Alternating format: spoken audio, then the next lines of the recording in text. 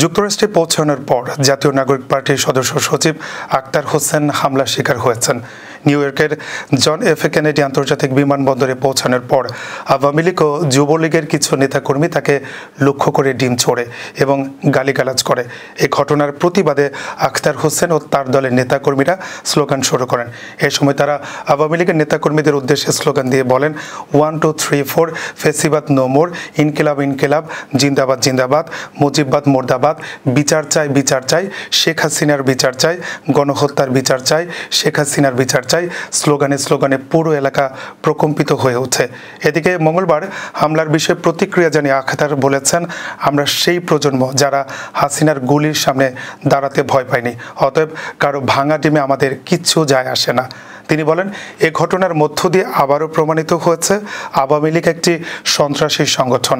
আওয়ামী লীগ জন্মগত এবং প্রকৃতিগতভাবে একটি সন্ত্রাসী সংগঠন। তারা যে জুলাই অভ্যুত্থানের পক্ষের শক্তির উপর হামলে পড়বে, এটাতে আমরা আর অবাক হই না।